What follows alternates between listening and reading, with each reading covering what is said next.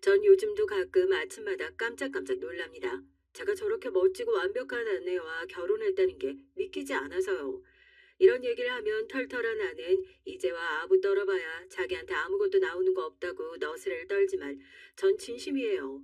50년 넘게 살면서 절 이토록 소중하게 생각해주고 배려해주는 사람은 처음이라 아내와 사는 매일매일이 신혼 같고 아내에게 항상 고마워요. 아내와 15년 넘게 살면서 아이들 낳고 살고 있지만 지금도 전 아내와의 만남 자체가 저에겐 행운이었다고 생각해요. 저에게 아는 로또보다 더한 행운입니다. 아내와의 첫 만남부터가 저에겐 영화나 다름없었죠. 30대 초반까지 제대로 된 연애도 한번 못 해볼 정도로 전 숙맥이었어요. 중고등학교 내내 남녀공학을 나왔는데도 제대로 된 친구를 사귀어본 적이 없어서 그런지 아직도 여자 사람이랑 한 공간에 있기만 해도 너무 떨려서 말도 못했죠. 그러다 보니 서른을 넘기고도 결혼 같은 건 아예 꿈꿔본 적도 없습니다. 연애도 제대로 해본 적이 없었으니까요. 아내를 처음 만난 날은 어느 평범한 평일 아침이었어요. 전 회사로 출근하기 위해 지하철을 타고 가고 있는데 출근 시간이라 그런지 사람이 너무 많더라고요. 그런데 그때 제 앞에 있던 여성분이 갑자기 고개를 돌리더니 절 흘겨봤어요. 마치 제가 무슨 짓을 하기라도 한 것처럼 말이죠. 전 하늘에 맹세코 아무 짓도 하지 않았는데 절 무서운 표정으로 쏘아보니 저도 모르게 당황해서 고개를 절레절레 흔들었습니다. 그러자 여자가 고개를 휙 앞으로 다시 돌리더라고요. 순간 전 기분이 쎄했죠. 아무래도 앞에 여자가 절 변태로 오해하는 것 같길래 두 손을 번쩍 들어 손잡이를 잡았습니다. 저의 손은 아무 죄가 없다 보여주기 위해서요. 그런데 그때 조금 전 저를 쏘아봤던 여자가 다시 몸을 세게 돌리더니 말릴 틈도 없이 제 뺨을 세게 후리쳤습니다. 이런 변태 새끼, 내 엉덩이에 뭘 비비는 거야? 여자는 얼마나 세게 제 뺨을 때렸는지 정말 눈앞에 별이 보인다는 게 무슨 느낌인지 알 정도로 세게 때렸어요. 전 너무 놀라서 바로 말도 안 나왔습니다. 아, 저기 왜 그래요? 저 아니에요. 제가 생각해도 너무 바보 같았죠. 내가 그런 게 아니다. 왜 내 뺨을 때리냐? 확실하게 얘기를 해도 혐의를 벗을까 말까인데 말도 제대로 못하고 바보처럼 말까지 더듬으니 여전 더 화를 냈습니다. 그때였어요. 제 인생의 구세주가 나타났습니다. 저기요 아가씨, 이분 아니에요. 옆에 이 아저씨가 그런 거 제가 핸드폰으로 다 찍었거든요. 이 아저씨 완전 상습범이거든요. 알고 보니 절 때린 여자 앞에 앉아있던 아내가 여자의 엉덩이를 더듬었던 변태 아저씨를 유심히 관찰하다가 안 되겠다 싶었는지 핸드폰으로 영상을 찍었답니다. 아내도 같은 시간 지하철에서 변태에게 비슷한 일을 당한 적이 있대요. 마침 여자 옆에 있던 아저씨가 전에 봤던 변태와 비슷하게 생긴 것 같아 계속 관찰하고 있었다고 하더라고요. 아내 덕분에 진짜 범인을 잡았고 절 때린 여자에게도 사과를 받았습니다. 어떻게 아침부터 제가 착각해서 너무 큰 실수를 했어요. 죄송합니다. 뺨은 괜찮으세요? 아니에요. 오해하실 수도 있는 상황이죠, 뭐. 그쪽이야말로 아침부터 놀라셨을 텐데 조심해서 출근하세요. 절 때린 여자와 오해를 풀고 돌아가려는데 영상을 찍어뒀던 아내가 뒤에서 절 기다리고 있더라고요. 전 안 그래도 감사하다는 인사를 하려고 했는데 잘 됐다 싶어 아내에게 다가가 인사했습니다. 정말 너무 감사해요. 그쪽 아니었으면 졸제 변태로 경찰서까지 갈 뻔했어요. 아까 그 변태 출근길에 지하철에서 몇 번 본 사람이라 주시하고 있었거든요. 근데 그쪽이야말로 그렇게 세게 맞고도 화를 한 번도 안 내네요. 아내는 저 같은 사람은 처음 본답니다. 억울하게 뺨까지 맞고 많은 사람 앞에서 변태 취급까지 당했는데 언성 한번 높이지 않고 오히려 놀랬다고 여자를 걱정하는 모습이 인상적이었대요. 그러면서 아는 먼저 저에게 명함을 건네고 나중에 밥이나 한번 사라고 했죠. 그러면서 제게도 명함을 달라고 하더라고요. 전 아내의 화통함에 얼떨결에 명함을 건넸습니다. 전 그날 이후 종일 아내가 준 명함에 핸드폰 번호를 보고 고민을 했어요. 사실 저에게 이런 일은 처음이라 의심부터 들었죠. 아무리 생각해도 제가 남자로서 마음에 들었을 리가 없는데 혹시나 저에게 사기치려고 접근한 건 아닐까 의심이 들더라고요. 하지만 2년이 되려고 했는지 바보처럼 고민만 하고 있던 저에게 아내가 먼저 연락을 했습니다. 밥 한번 먹자고요. 그렇게 2년이 된 저와 아는 생각보다 잘 맞았어요. 제가 만화를 만들고 수입하는 회사에 다니는데 아내가 우리 회사에서 나온 만화나 책들을 평소에도 좋아했더라고요. 여러 면에서 잘 맞는 상대를 만난 저흰 3년 연애를 하고 결혼을 했습니다. 제가 아내와 결혼한다고 했을 때 저희 부모님까지도 다들 놀라셨어요. 아내에게 무슨 생각으로 저 같은 놈이랑 결혼하겠다고 결심했냐고 물을 정도로 아내는 훌륭한 사람이었습니다. 저도 이 나이까지 별의별 사람 다 만나봤는데요. 상진 씨처럼 순수하고 착하고 다정한 사람 처음 봤어요. 아이고, 저 나이에 사내 자식이 순수하고 착하다는 건 칭찬이 아니라 유혹이다, 유혹.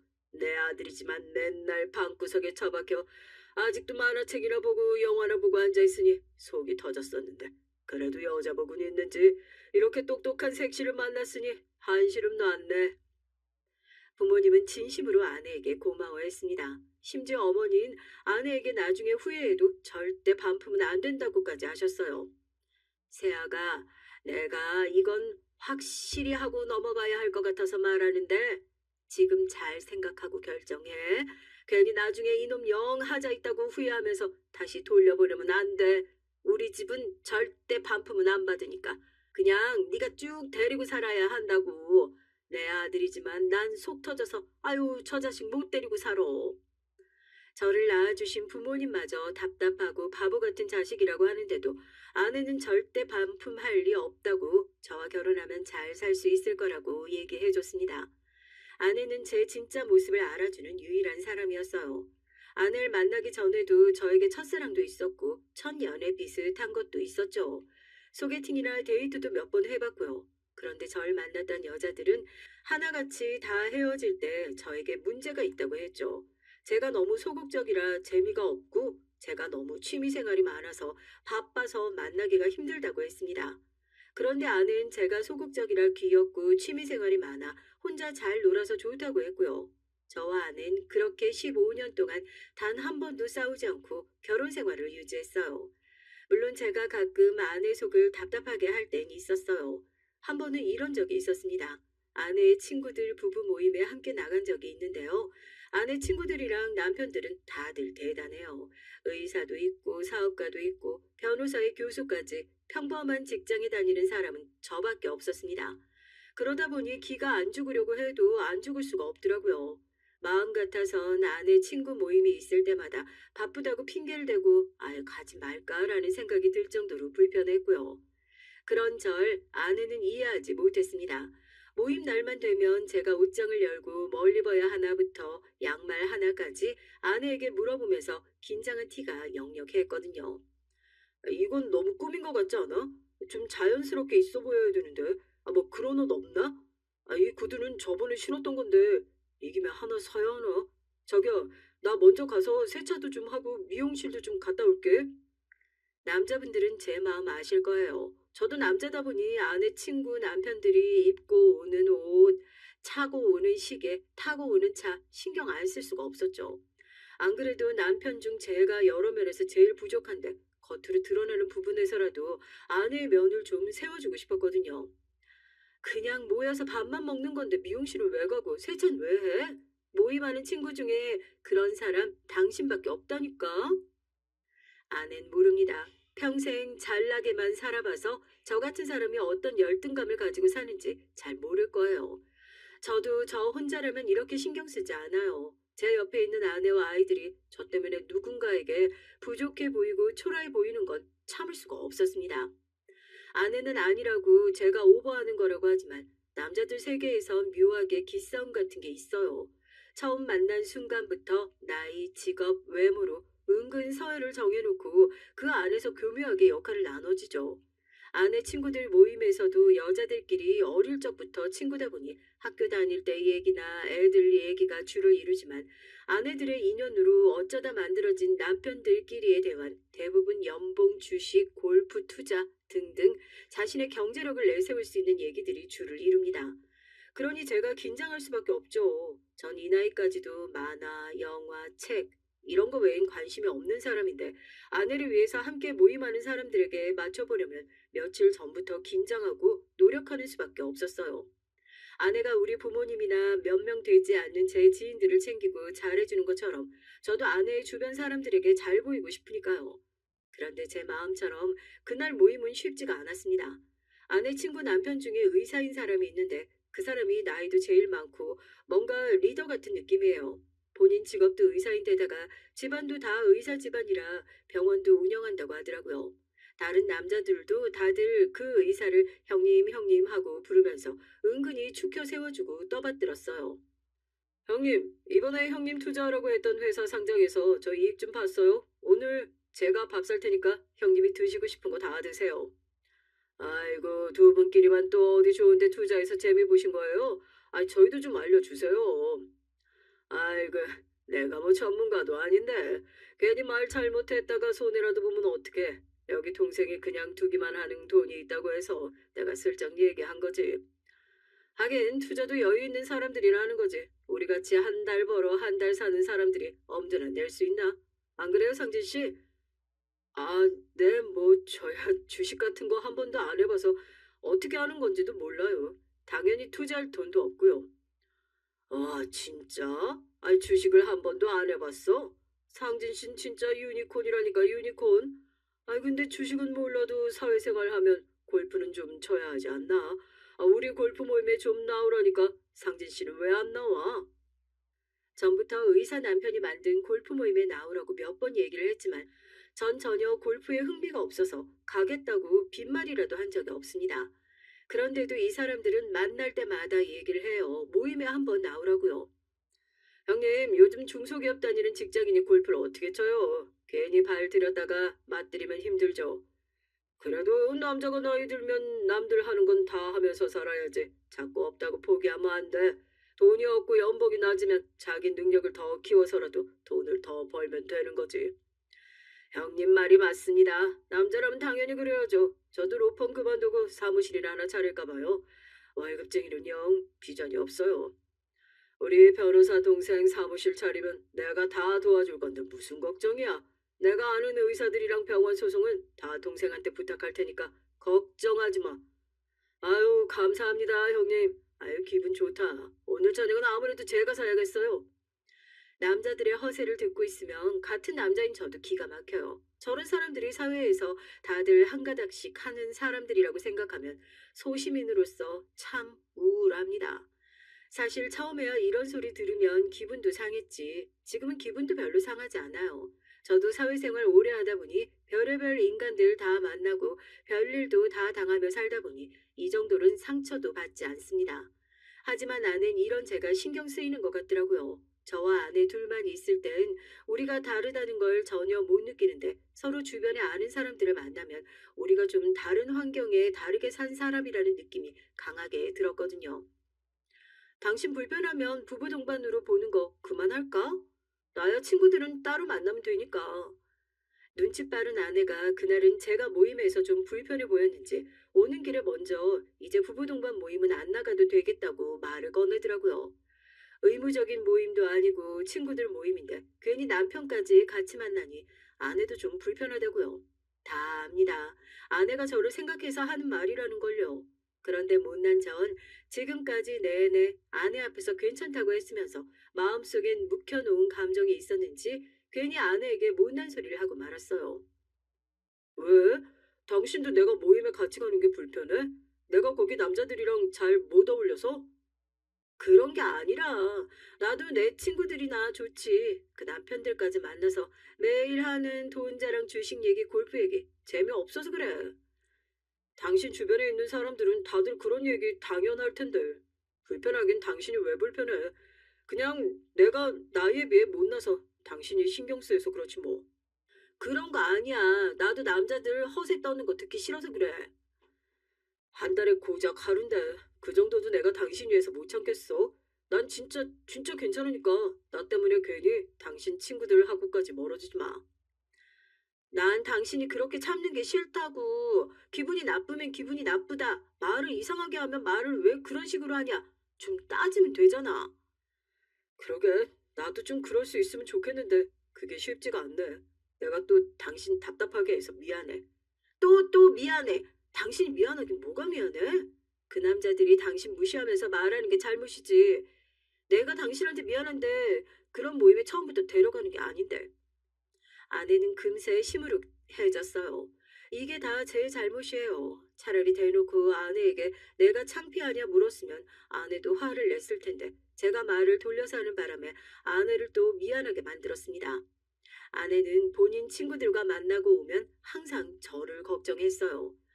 제가 이래요. 부부든 친구든 싸울 일이 있으면 좀 싸우기도 하고 할 말 있으면 시원하게 지르기도 해야 되는데 항상 이래도 알았다. 저래도 알았다. 제가 잘못하지 않은 것도 이유 불문하고 내가 먼저 미안하다. 사과하는 게 몸에 배다 보니 부모님이나 아내처럼 절 아끼는 사람들이 답답해하고 힘들어하게 했어요. 사실 제 입으로 이런 얘기하기 창피하지만 저는 어려서부터 동네에서 유명한 찌질이었습니다. 어머니 말론 제가 12월생이라 어릴 때부터 모든 게 다른 애들보다 느렸다고 하는데 생일을 떠나 그냥 좀 제가 부족한 게 많은 사람인 것 같아요. 중고등학교 때까지만 해도 키도 작고 체격도 작아서 남자애들 사이에선 딱 괴롭히기 좋은 말 그대로 그냥 찌질이었죠. 더군다나 제가 보통 사람보다 행동하는 것도 느린 편이고 빠릿빠릿하지 못해요. 그러다 보니 괴롭힘도 좀 당하고 욕도 많이 먹었습니다. 거기다가 만화책이랑 게임을 좋아해서 나중엔 오타쿠라는 얘기까지 들으며 여자애들에게도 미운 털이 박혔었죠. 그러다 보니 학창 시절에 즐거운 추억은 없어요. 학교에 가도 재미없고 친구도 없다 보니 학교에 가는 게 즐겁지 않았어요. 그러던 중 고등학교 1학년 때 문제가 좀 있었습니다. 아버지께서 직장을 옮기게 되면서 전학을 가게 됐는데 전학간 학교에서 심하게 괴롭힘을 당했어요. 당시엔 워낙 별의별 놈들이 많아 하루하루 버티며 사는 게 익숙해서 몰랐는데 지금 생각하면 괴롭힘이 확실해요. 학교에 일진, 이진 하는 놈들이 어울리면서 저처럼 체격이 작고 말수가 없는 애들을 골라 자기 꼬봉처럼 데리고 다니며 괴롭혔습니다.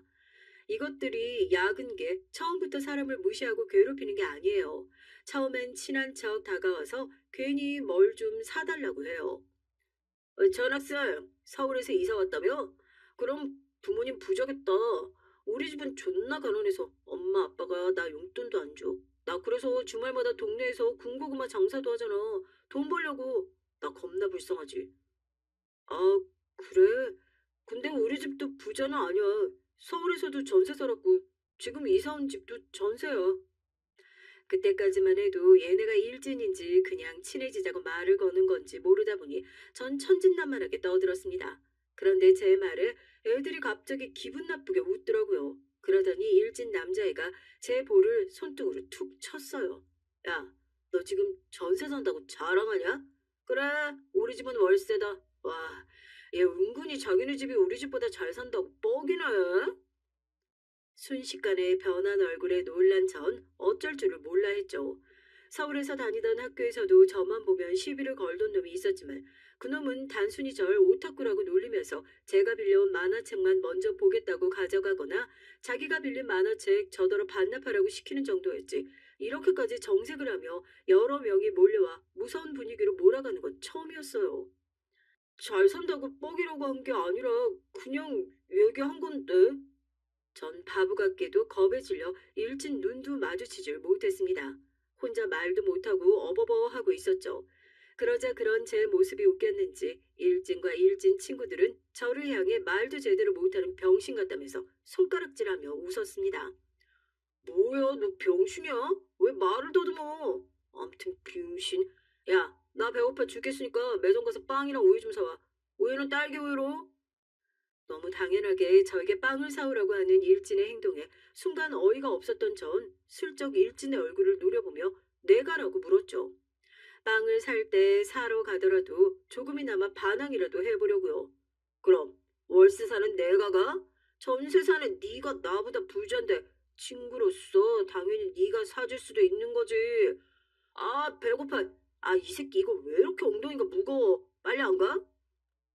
말도 안 되는 이유를 대더니만 일진 새끼인 제가 앉아있던 의자를 발로 차며 빨리 가서 사오라고 했어요. 일진의 행동에 놀란 전 저도 모르게 의자에서 벌떡 일어나 뒷문으로 달려갔습니다. 그때만 생각하면 아직도 심장이 세게 뛰고 화가 나요. 제가 헐레벌떡 매점으로 달려가는 모습에 교실에 있던 애들이 다들 소리 내며 웃고 있었거든요. 그때 심정은 쪽팔린다, 창피하다 정도의 느낌이 아니에요. 자존심이 갈기갈기 찢기는 건 물론이고 제 몸과 영혼이 탈탈 털리는 느낌이었죠. 그리고 앞으로 남은 내 고등학생으로서의 인생이 얼마나 지옥 같을까 겁이 났습니다. 그 일진의 이름은 조규식이에요. 30년이 지난 지금까지도 전 그 이름을 잊지 못합니다. 학창 시절 내내 자꾸 바보 같은 절 놀리거나 괴롭히는 놈들이 종종 있었지만 조규식 그놈은 제가 평생 잊을 수 없을 정도로 나쁜 놈이었어요. 돈을 뺏고 심부름을 시키는 건 기본이었고 절 자기 분풀이 대상으로 생각했어요. 1학년 1년 동안 같은 반을 하면서 정말 하루도 그 자식에게 안 맞은 날이 없었습니다. 돈을 주면 느리다고 한대, 돈이 없다고 하면 없어서 한대, 빵 사다 달라고 해서 사다 주면 쉬는 시간이 5분밖에 안 남았다고 한대. 못된 새끼가 때리는 것도 티나게 얼굴이나 주먹으로 때리는 게 아니라 머리나 뺨을 한 대씩 툭툭 때렸어요. 안 맞아본 사람은 모르겠지만 그런 게 더 기분이 나쁘거든요. 아예 여기저기 맞기라도 하면 선생님이나 부모님께 티라도 나서 말이라도 하겠지만 그런 식으로 교묘하게 때리고 괴롭히니 제가 나서기도 웃기더라고요. 제가 기분 나빠서 때리는 손을 잡기라도 하면 실실 기분 나쁘게 웃어요. 아유, 친구야, 기분 나빴어? 장난인데 뭘 어때? 아이, 나는 우리 진짜 친구라고 생각했는데 너무 무서워서 이제 장난도 못 치겠다. 상진아, 우리 규식이가 널 얼마나 좋아하는데 그래. 알지? 원래 좋아하면 막 같이 있고 싶어서 괴롭히고 그러는 거. 우리 규식이가 널 많이 좋아하고 아껴서 그러는 거야. 이해 좀 해줘. 어? 야, 무섭게 화내지 말고. 더 싫은 건 조규식 그 새끼 옆에 있는 놈들이에요. 마치 조규식이 대장이라도 되는 것처럼 시키는 대로 하면서 조규식이 한마디라도 하면 옆에서 기다렸다는 듯 열마디를 하고 저를 괴롭혔죠. 한 번은 이런 적도 있었어요.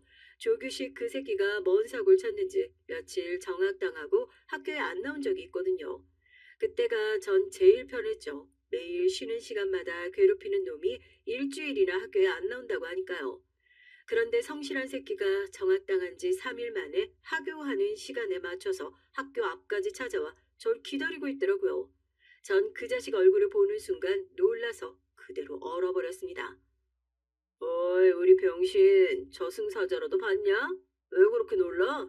넌 친구가 학교를 안 왔는데 걱정도 안 되나 봐. 얼굴이 좋다. 조기식은 절 보자마자 달려와서 헤드락을 걸었어요. 그러더니 다짜고짜 돈 좀 내놓으라고 하더라고요. 전 조기식이 학교에 안 나온다는 얘기에 돈은 생각도 안 하고 있어서 아예 돈이 없었거든요. 그래서 오늘은 돈이 없다고 그랬죠. 그런데 이 자식이 학교 밖이라 그런지 더 못되게 굴더라고요. 돈이 없다고 하자마자 제 옷을 다 뒤지고 가방까지 뒤집어 흔들었습니다. 가방에 있던 제 물건이 바닥으로 다 쏟아지는데도 신경 쓰지 않고 그대로 제 가방을 바닥에 던져버렸어요. 우리 상진이가 며칠 안 봤더니 겁을 상실했네. 안 되겠다. 우리가 얼마나 힘들게 사는지 좀 보여줘야겠어. 규식이와 그 똘마니들은 저를 양쪽에서 잡더니 어디론가 데리고 갔습니다. 저를 끌고 간 곳엔 제가 알던 일진 애들이 아니라 다른 사람도 있었어요. 학교 선배라는데 전혀 학생 같아 보이지 않았고 그냥 양아치들로만 보였습니다. 아, 이 새끼가 돈 구해오기로 한 새끼인데 중간에서 자기가 처먹었는지 돈을 안 주네요. 무슨 소리야? 내가 돈을 처먹긴 뭘 처먹어? 조기식 그 새낀 도대체 무슨 꿍꿍이인지 다짜고짜 절 선배들 앞에 무릎을 꿇렸어요. 그러더니 선배들이 가져오려는 돈이 있는데 그 돈을 제가 꿀꺽하기라도 한 것처럼 말을 하더라고요. 조규식의 말 한마디에 전 처음 보는 선배들에게 1시간 넘게 맞았습니다. 제가 무슨 돈을 빼돌렸다면서 그냥 무작정 때렸어요. 한참을 맞다 보니 아픈지도 모르겠더라고요. 그냥 빨리 이 시간이 지나갔으면 좋겠다는 생각밖에 없었죠. 잠시 후 저를 내밀치던 발길질이 멈추더니 선배들이 다음 주까지 돈을 준비해 오라고 했습니다. 그러곤 다들 유유히 사라졌어요. 거봐, 내 말 맞지? 이 새끼한테 뒤집어 씌우면 형들도 더 우리한테 얘기 안 한다니까. 역시 조규식 머리 진짜 좋다니까. 다음 주에 상납할 돈도 저 새끼한테 구해오라고 하면 되겠다. 야, 상진아, 아까 형들 말을 들었지? 네가 다음 주까지 30만 원 구해서 가져오면 돼. 고등학생들 주제에 조폭이 따로 없었습니다. 자기들끼리 일진이네 뭐네 떠들고 다니면서 여기저기 삥이나 뜯어 선배들한테 돈을 갖다 바치고 있었나 봐요. 그러면서 이젠 아예 저 같은 놈 하나 잡아다가 덤탱이 씌워 돈까지 구해오라는 거였죠. 순간 전 언제까지 이렇게 살아야 하나 싶었습니다. 앞으로 남은 2년을 이런 거지 같은 놈들에게 이용당하며 살다간 제 인생이 망가질 것 같았죠. 그때 처음 조기식과 그 주변 놈들의 만행을 부모님께 처음 말씀드렸어요. 사실 그 전까진 제가 감당할 수 있는 정도의 괴롭힘이라고 생각했는데 선배들한테까지 맞고 돈 얘기까지 나오니 저도 무섭더라고요. 저의 얘기를 들은 부모님은 당연히 난리가 났습니다. 전학 오자마자 이런 말도 안 되는 일에 제가 휘말렸으니 더 속상하셨겠죠. 이런 양아치 같은 놈의 새끼들 내가 다 가만 안 둘 거야. 당장 병원에 가서 진단서부터 받자.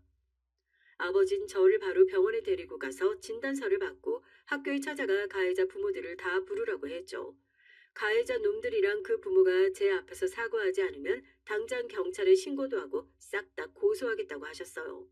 사실 제가 학교에서 양아치들에게 괴롭힘을 당하고 있다는 걸 부모님께 말하지 않았던 이유는 아버지 때문이었어요. 저희 아버지께서는 군인이셨거든요. 아버지는 저와 달리 굉장히 강하고 남자다운 분입니다. 제가 그런 아버지와는 영 딴판이다 보니 아버지께서 항상 어려서부터 절 보면 답답해 하시고 한심해 했어요. 사내 놈이 누굴 닮아 그렇게 약해 빠졌냔 말을 매일같이 들었거든요. 그러다 보니 제가 학교에서 괴롭힘 당하고 있다는 소리를 들으면 아버지께서 절 더 한심해 하실 줄 알았어요. 그런데 막상 제가 학교에서 맞고 왔다는 소리를 들으시더니 누구보다 절 걱정하시며 절 때린 놈들을 절대 가만두지 않겠다고 하셨습니다. 부모님의 반응에 저는 더 학교에 얘기를 해야겠다 마음 먹었어요. 제가 잘못한 것도 없는데 제가 전전긍긍하는 건 옳지 않으니까요. 바로 다음날 부모님은 학교에 찾아가 다 얘기를 하셨고 학교는 발칵 뒤집혔어요. 내가 자랑스러운 대한민국 군인이에요. 나라 지키느라 가정이 좀 소홀한 사이에 믿고 보낸 학교에서 내 아들이 그런 양아치 놈한테 맞고 오는 거를 내가 봐야겠습니까? 아버지가 강하게 나오니 학교 선생님들도 당황해서 절 때린 가해자들을 잡는데 총력을 다했습니다. 그리고 며칠 뒤 절 때린 선배들과 규식이 패거리는 학생부에 끌려가 조사를 받았죠. 그리고 며칠 뒤 그중 몇 명은 다른 학교로 전학 갔고 규식이와 패거리는 정학과 교내 봉사 처분을 받았습니다. 전 처분이 너무 약하다고 생각했어요. 겉으로 보기엔 제가 좀 여기저기 다치고 멍들 정도로 보이니 어른들이 보기엔 애들끼리 때리고 맞은 정도로만 생각하겠지만 전 그렇지 않았거든요. 선배들에게 맞은 이후는 자꾸만 그날 있었던 일이 순간순간 머릿속에 떠올라서 잠도 잘 오지 않고 학교에 가는 것조차 무서울 정도로 일상생활이 힘들기도 했습니다. 그런데 절 그렇게 만든 놈들은 정학기간이 끝나자 바로 학교로 돌아갔어요. 그리고는 매일 제 앞에 알짱거리며 건드렸습니다. 전과 달라진 건 아무것도 없었죠. 심지어 조규식과 패거린 선배들이 전학 가고 자신들이 정학을 받은 게 다 저 때문이라면서 저에게 보복하겠다고 매일같이 교실로 찾아와 난리를 쳤어요. 전과 달라진 게 있다면 그나마 교실에서 소란이 일어나면 선생님들께서 달려와 제지를 해줬다는 겁니다. 너 이 자식들 정학까지 받아놓고 아직도 정신을 못 차렸어? 빨리 너희들 반으로 안 들어가? 아이, 선생님, 저희 민초를 괴롭히는 거 아니라니까요. 아, 그냥 화해하고 잘 지내려고 그러는 거예요. 그치, 민초라? 선생님 앞에선 저와 잘 지내려고 하는 거라고 연기를 하더니만 선생님만 돌아가고 나면 바로 제 귀에 대고 수업 끝나고 나무라는 둥 가만두지 않겠다는 둥 하는 막말을 퍼버댔습니다. 그런 식이었으니 제가 제대로 된 학교 생활을 할 수 있었겠어요. 등교할 때나 하교할 때나 혹시나 조규식 패거리들을 만나기라도 할까봐 매일 전전긍긍하며 다녔죠. 그러다 2학년 2학기 때 아버지께서 다른 지역으로 발령이 나서 이사를 하게 돼 그 이후론 조규식 그림자도 보지 못했어요. 조규식 그 자식과 같은 학교에 다닌 건 고작 2년도 되지 않았지만 50이 넘은 지금도 전 그 자식을 생각하면 이가 갈리고 화가 나요. 제 가슴에 쌓인 게 많다고 느끼는 게 아직도 가끔 그 자식을 꿈을 꿉니다. 꿈속에선 저와 그 새끼의 역할이 바뀐 채 제가 그 자식을 때리고 발로 짓밟는 꿈을 꾸곤 해요. 그럴 때면 가끔 상상해요. 성인이 된 조규식은 어떤 인간이 되었을까 하고요. 만약 그 자식이 과거는 있고 버젓이 잘 살고 있다면 참을 수 없을 것 같아요. 만약 모르고 살았으면 몰라도 잘 사는 모습을 제 두 눈으로 본다면 참지 못할 것 같습니다. 그런데 세상 일은 모르는 거더군요. 상상만 하던 일이 현실로 나타났죠. 제가 50이 넘은 지금 조규식을 만나게 됐습니다. 어느 날 메일 정리를 하다가 우연히 30년 전에 사용했던 메일을 발견했는데 거기에 조규식과 다녔던 고등학교 동창 모임 초대장이 있더라고요. 그 메일을 사용 안 해서 지금까지 몰랐었는데 10년 전부터 매년 부부 동반 동창회를 하고 있었더라고요. 전 이거다 싶었습니다. 지난 30년간 제 마음속에 맺혀 있었던 억울함을 풀 수 있는 계기가 되지 않을까 싶었어요. 전 아내에게 얘기를 해서 저와 함께 동창회에 갈 수 있는지 물었습니다. 아내는 흔쾌히 저와 함께 가주겠다고 했어요. 그렇게 전 30년 만에 동창회에 갔어요. 그것도 부부 동반 동창회를요. 저야 3년 내내 다닌 학교도 아니고 조규식과 함께 다녔던 학교다 보니 평생 고등학교 동창회에 올 일이 없을 줄 알았는데 어쩌다 보니 제가 이곳까지 왔더군요. 지난 10년 동안 매년 동창회를 했던 거로 들었는데 참석 인원이 꽤 많은지 규모가 있는 큰 호텔 식당에서 동창회를 하더라고요. 전 호텔을 보자마자 입이 떡 벌어졌습니다. 동창회에 참석하는 사람 중 이 호텔 대표가 있어서 매년 이 호텔에서 동창회를 하는 거라고 언뜻 들었는데 호텔이 크고 깨끗한 게 한눈에 봐도 좋아 보이더라고요. 저와 아내는 눈이 휘둥그레져서 호텔 안을 구경하다가 동창회 장소인 연회장에 들어가 자리에 앉았습니다. 주변을 둘러보니 제가 아는 동창들 얼굴은 보이지 않았어요. 사실 고등학교를 졸업한 지 30년이나 지났으니 자세히 봐도 다들 늙어서 누가 누군지 모르겠더라고요. 당신 동창 중에 이렇게 좋은 호텔을 운영하는 사람도 있고 성공했네. 대단하다. 아내도 매년 동창 모임에 참석하지만 호텔에서 하는 동창회는 처음 와봤다면서 신기하다고 엄지손가락을 축혀 세우더라고요. 전 호텔이고 뭐고 조기식이 누굴까 어떻게 변했을까만 생각하며 찾느라 정신이 없었죠. 그런데 그 순간 호텔 연회장 문이 벌컥 열리더니 스포트라이트 조명을 받으며 누군가 들어오더라고요. 분위기를 보아하니 이 호텔의 대표이자 고등학교 동창이라는 사람이 들어오는 것 같았죠. 그때였습니다. 제 옆 테이블에 앉아있던 남자들이 자리에서 벌떡 일어나 소리를 지르는데 그 소리가 놀라웠어요. 오, 멋지다, 조 대표. 대단하다, 조 대표. 조규식, 조규식. 남자들은 하나같이 조규식을 외쳤습니다. 그랬어요. 한눈에 봐도 번들번들 비싸 보이는 양복을 입고 당당하게 연회장으로 들어온 남잔 다름 아닌 조규식 그 자식이었어요. 네, 맞아요. 고등학교 동창이자 이 호텔의 대표는 바로 조규식이었습니다. 1년 넘게 절 지옥에 밀어넣고 숨도 쉬지 못하게 괴롭혔던 그놈이 30년이 지난 지금 한 호텔의 대표가 되어 있었죠. 전 순간 표정 관리가 되지 않았습니다.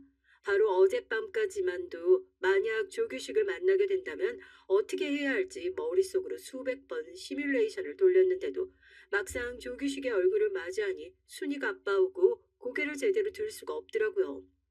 그 순간 옆에 있던 아내가 제 손을 지그시 잡았어요. 제가 어떤 상태인지 무슨 생각하는지 다 알고 있다는 듯이요. 아내가 없었다면 전 아마 그대로 포기하고 뛰쳐나왔을지도 몰라요. 저도 이미 30년도 더 된 일이니 다 잊었을 거라고 생각했는데 제 몸이 기억을 하고 있었습니다. 전 아내의 손을 잡고 심호흡을 하면서 주변을 둘러봤어요. 그리고 조금 전 소리를 마구 질렀던 옆 테이블을 바라봤죠. 옆 테이블의 남자들 얼굴을 하나하나 천천히 바라보니 그제야 좀 알아보겠더군요. 바로 30년 전 조규식 옆에서 똘마니 짓을 하던 패거리 녀석들이 테이블에 모여 앉아 있었어요. 저 녀석들은 30년이 지난 지금도 변한 거 없이 똑같았습니다. 얼굴에 주름만 생기고 머리숱만 좀 날아갔지 우르르 몰려다니며 조규식 꼬북놀이 하는 게 똑같아 보였죠. 잠시 뒤 지난 30년간 제가 마음속으로만 상상해왔던 장면이 제 눈앞에 펼쳐졌습니다. 조규식이 당당한 걸음으로 제가 있는 테이블 옆쪽으로 다가왔어요. 역시나 자신의 똘마니들이 있는 테이블부터 찾아가 호들갑을 떨더군요. 아유, 새끼들 옷들 좀 잘 챙겨 입고 오라니까 꼬락서니들이 이게 뭐야? 그리고 아직도 시간 얼마 안 됐는데 술을 왜 그렇게 많이 먹었어? 대단하신 우리 호텔 대표님이 아이까지 술 가지고 쪼잔하게 왜 그래? 야, 말 나온 김에 우리 조 대표님이 좋은 양주 한 병 쏘시죠? 그까진 양주 얼마나 한다고? 내가 직원들 시켜서 바로 테이블에 쏴줄 테니까 딱 기다리고 있어. 꼬르치가 호텔 대표 좀 됐다고 똘마니들 앞에서 잘난 척을 하더군요. 입은 옷이 구리다며 면박을 주더니 술 먹고 꼬장까지 피우면 자기 호텔에서 쫓아내겠다고 훈계도 하고 있었고요. 딱 봐도 똘마니 녀석들은 하나같이 구질구질한 게 멀쩡히 사는 놈이 없어 보였습니다. 그 모습에 전 절로 실소가 튀어나왔고요. 조규식, 저 새끼도 똘마니들처럼 그냥 그렇게 모지리로 살고 있어야 했는데 저런 새끼가 호텔 대표라니 아무리 생각해도 세상이 요지경이다 싶었죠. 그때였습니다. 생각지도 못했던 일이 벌어지고 말았어요. 어? 너 맞지? 홍민철. 오, 맞네. 아, 이 새끼 홍민철. 아, 네가 웬일로 동창회를 다 나왔냐? 조규식이 절 단번에 알아봤습니다. 심지어 제 이름 석자를 기억하고 있었어요. 순간 온몸에 소름이 돋더군요. 학교에 다니는 내내 저에게 병신이라고 불러서 제 이름은 당연히 기억 못할 줄 알았는데 30년이 지난 지금까지 제 이름 석자를 기억하고 있더라고요. 조규식이 절 알아보자마자 옆 테이블에 있던 똘마니들이 하나 둘 제가 있는 테이블로 다가왔습니다. 그러더니 다들 한마디씩 했어요. 오, 진짜 홍민철이네. 야, 네가 여기 어떻게 왔냐? 너 우리 학교 잠깐 다니고 졸업도 안 했잖아. 그러게. 아, 서울로 전학 갔으면 서울에 다니는 학교 동창회를 가야지. 아, 이 시골에는 왜 왔대? 아, 너희 아버지 군인이었지? 그래서 또 이 동네로 발령이라도 받으신 거냐? 어? 아, 참. 에이, 야, 아버지가 이제 80은 넘었을 텐데 발령은 무슨 발령이야? 아이, 당연히 농담한 거지, 임마. 아, 민철이 긴장 좀 풀라고. 민철이가 원래 규식이만 보면 꽁꽁 얼어붙어서 말도 잘 못하잖아. 저거 봐. 우리 민철이 규식이 보자마자 또 얼었네. 에이, 농담이야, 농담. 우리야 오랜만에 서울 친구 만나서 좋아서 그러지. 민철아, 표정 좀 풀어라. 이 새끼들은 여전했습니다. 자식까지 봐도 다 봤을 나이면서 아직도 입만 열었다면 헛소리를 하며 조롱을 하더군요. 그 순간 똘마니들이 시시덕거리는 걸 옆에서 가만히 지켜보던 조규식이 제 옆자리에 떡하니 앉았어요. 그러더니 제 어깨에 팔을 두르며 한다는 소리가 기가 막혔습니다. 너희 오랜만에 동창회까지 나온 친구한테 왜 그러냐? 아유, 미안하다 민철아. 이 자식들이 여전히 철이 없어. 이쪽은 민철 와이프? 와, 재수 씨인가 보다. 반가워요, 재수 씨. 우리 재수 씨가 미인이시네. 저 민철이 고등학교 친구 조규식이에요. 우리 사이 꽤 좋았는데 민철이가 얘기했죠? 조규식의 입에서 나온 친구라는 말에 저도 모르게 눈에 힘이 바짝 들어서 입에서 피식 소리가 나오더군요. 전 기가 막혀서 바로 정색했습니다. 우리가 친구라고? 말도 안 되는 소리 하고 있네.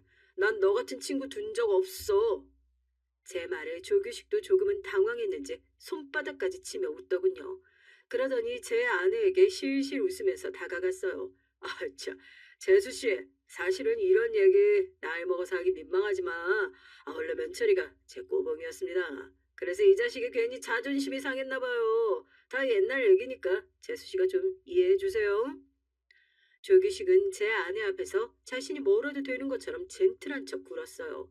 그 모습을 보는데 어찌나 화가 나는지 구역질이 다 나더군요. 더군다나 더 화가 나는 건 제 아내한테 저 같은 놈이랑 왜 결혼했냐는 둥, 재수 씨가 100배는 아까워 보인다는 둥 하는 소리를 연신 해댔거든요. 그러자 아내가 기가 막힌다는 듯 콧방귀를 꼈습니다. 제가 민철 씨 좋아해서 오랫동안 쫓아다녔어요. 동창분들도 아시겠지만 민철 씨가 착하고 따뜻한 사람이잖아요. 제가 민철 씨를 너무 좋아해서 민철 씨는 학창 시절에 어땠는지 너무 궁금하더라고요. 그래서 제가 동창회에 한번 와보고 싶다고 했죠. 근데 얘기 들은 거랑 좀 다르네요. 옛날엔 굉장히 과격하셨다고 들었는데 지금은 호텔 대표님까지 되신 거 보면요. 아는 험상궂은 조규식 앞에서도 표정 하나 안 바뀌고 똑부러지게 할 말을 다 했습니다. 그러자 조규식은 뭐가 그렇게 재밌는지 배까지 잡고 웃더군요. 아, 우리 재수 씨가 잊어보니까 재밌는 분이네. 재수 씨, 보시면 아시겠지만 제가 이 호텔 대표예요. 아, 이렇게 큰 호텔을 유지한다는 게 웬만한 책임감으로 되는 일이 아니잖아요. 그러다 보니 제가 학창 시절부터 좀 성격이 활발하고 리더십이 강했습니다. 그래서 민철이랑도 이런저런 일이 있었던 거니까 괜히 오해하지 마세요. 조규식은 사람 좋은 척 실실 웃고 있었지만 눈빛은 이미 날카로웠어요. 그리고 슬슬 저와 아내의 행동이 재미없어진 거죠. 조규식은 저를 쏘아보더니 자리에서 일어나려고 했습니다. 그 순간 아내도 눈빛이 달라졌어요. 그러더니 가방에서 명함을 한 장 꺼내 조규식에게 건넸습니다. 아참, 제 소개가 늦었네요. 안녕하세요, 조규식 씨. 저는 땡땡직원 검사 김미영입니다. 조규식 얼굴 면전에다가 아내가 떡하니 명함을 건네자 조규식은 물론이고 주변에 있던 똘마니들까지 다들 놀라 입을 다물질 못했어요. 네, 맞습니다. 제 아내가 바로 대한민국 검사예요. 거, 검사? 병신 아니. 민철이 와이프가 검사라고? 에이, 말도 안 돼. 재수 씨, 아니 검사님이 뭐가 모자라서 저런 찌질한 새끼랑 결혼을 했어요?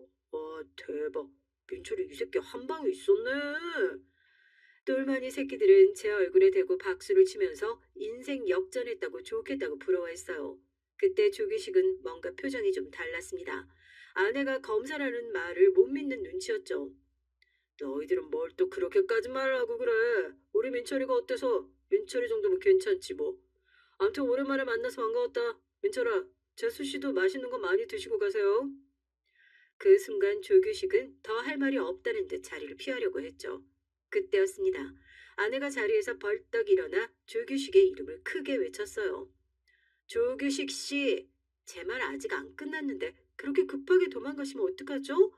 사실 제가 오늘 찾아온 이유는 남편 동창에도 동창이지만 대한민국 검사로서 조규식 씨 보러 온 거예요.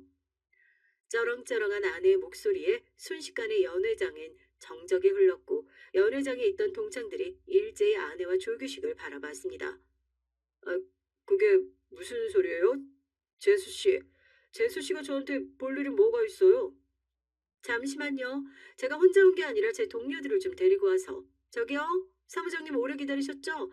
경찰들이랑 그만 안으로 들어오세요. 아내가 조규식을 연회장 한가운데 세워놓고 어디론가 전화를 걸자 밖에서 대기하던 경찰들이 연회장 안으로 들어왔습니다. 그리고 아내가 가방에서 꺼낸 서류를 가지고 조규식 앞에 섰어요. 조규식 씨, 땡땡 호텔 압수수색 영장이에요.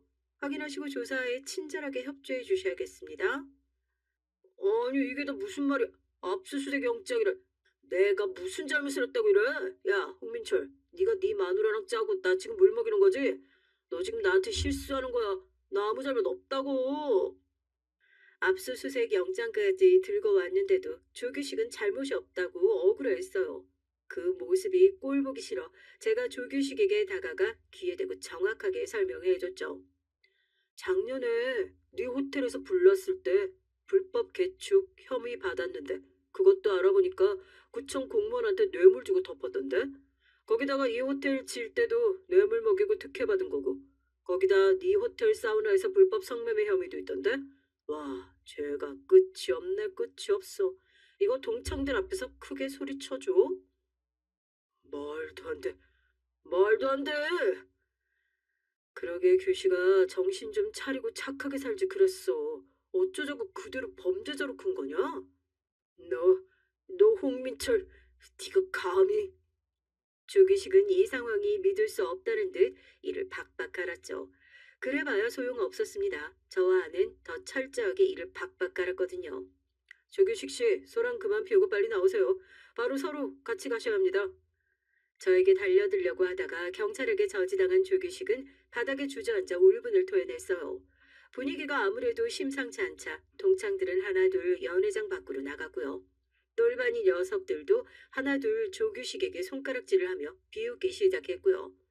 아이고 우리 규식이 호텔 대표라고 어깨에 힘 좀 깨나 주고 다니더니만 그게 다 더러운 돈으로 만든 거였구만.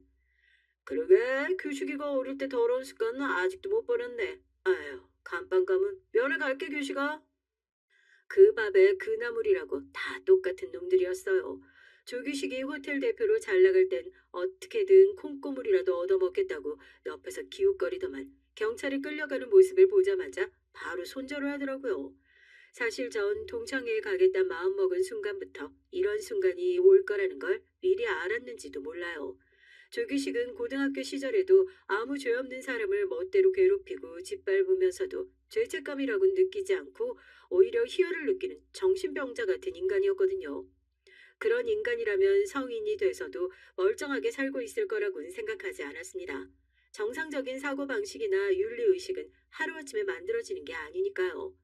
그래서 아내에게 부탁을 좀 했어요. 제가 복수를 하고 싶은 인간이 하나 있는데 그 인간을 좀 탈탈 털어달라고요. 아내는 제가 부탁하자마자 몇 시간도 되지 않아 조규식의 신상에 대해 알아내줬고요. 그러곤 잘하면 구속까지도 가능하겠다고 했습니다.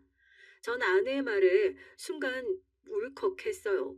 정말 50이 넘은 나이에 눈물까지 쏟을 뻔했습니다.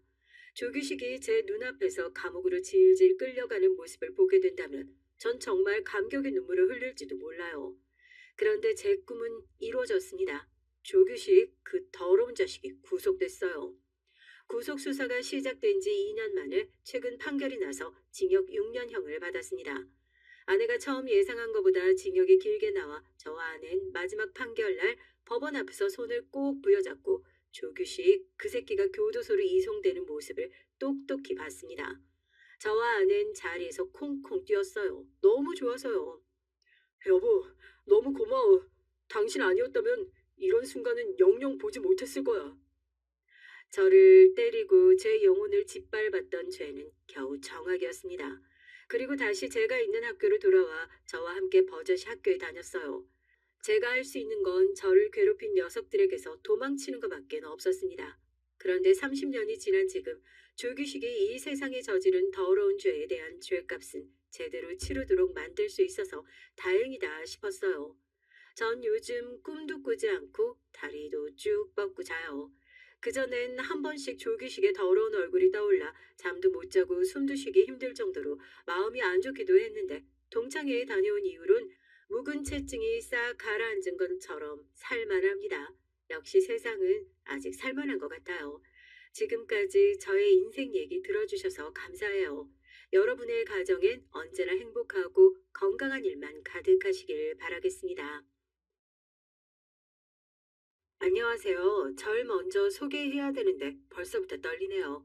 절 뭐라 소개해야 좋을까요? 추운 날씨에 따뜻한 사연 들으며 눈물 흘리는 걸 좋아하는 그런 소녀 감수성을 지닌 주부라고 하면 될까요? 전 광주에 사는 주부고 딸내미를 키우고 있는 아줌마입니다. 남편은 미용실을 운영하고 있고요. 남자 미용사라고 하면 의아하다는 눈길로 보실 분들도 있겠지만 저희 남편은 손재주가 워낙 뛰어나 회사를 때려치고 나와 이 길을 선택해온 걸 후회하지 않고 있으며 지금은 돈도 잘 벌고 운영도 잘 해 나가고 있답니다. 남편 덕분에 제가 결혼하고 많은 호강을 누리기도 했으니까요. 다만 저희 집의 문제라고 한다면 바로 동서들이었네요. 막내 동서를 빼고는 모두들 다들 잘난 친정과 직업을 두고 있는 사람들인지라 무슨 행사가 있을 때마다 절 열애시키곤 했습니다. 동서들은 대놓고 절 왕따시켰어요. 그리고 이걸 알고 있으면서도 은근히 묵인하고 있는 시부모님 역시 원망스러운 존재였는데요. 남편은 미용실을 운영하기 전 저와 같은 회사에 근무 중인 사이였습니다.